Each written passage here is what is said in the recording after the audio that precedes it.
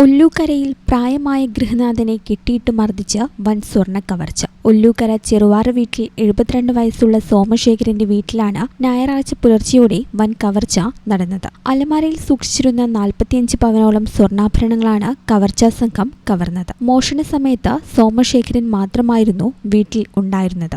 ഞായറാഴ്ച പുലർച്ചെ 3 മണിയോടെയാണ് സംഭവമുണ്ടായത്. ഹിന്ദി സംസാരിക്കുന്ന 3-അംഗ സംഘമാണ് കവർച്ചയ്ക്ക് പിന്നിലെന്നാണ് ലഭിക്കുന്ന വിവരം. വീടിന്റെ പുറകുവശത്തെ ഗ്രില്ല് ആയുധങ്ങൾ ഉപയോഗിച്ച് കുത്തി തുറന്നാണ് മോഷ്ടാക്കൾ അകത്തുകടന്നത്. അകത്തുകടന്ന അക്രമികൾ സോമശേഖരനെ കിടപ്പുമുറിയിൽ വെച്ച് മർദ്ദിക്കുകയും തുടർന്ന് കെട്ടിയിടുകയുമായിരുന്നു. ഇതിനുശേഷമാണ് അലമാരയിൽ സൂക്ഷിച്ചിരുന്ന 45 പവൻ സ്വർണം ഇവർ കൈക്കലാക്കിയത്. കള്ളന്മാർ സ്ഥലം വിട്ടതിന് പിന്നാലെ ഏറെ പ്രയത്നപ്പെട്ട് കെട്ടഴിച്ച സോമശേഖരൻ പുറത്തേക്ക് ഓടിവന്ന നാട്ടുകാരെ വിവരമറിയിക്കുകയായിരുന്നു. നാട്ടുകാരാണ് ഉടൻ തന്നെ പോലീസിൽ വിവരം കൈമാറിയത്. സംഭവമറിഞ്ഞ് മണ്ണുത്തി SHOയുടെ നേതൃത്വത്തിലുള്ള പോലീസ് സംഘം ഉടനടി സ്ഥലത്തെത്തി തെളിവുകൾ ശേഖരിച്ചു.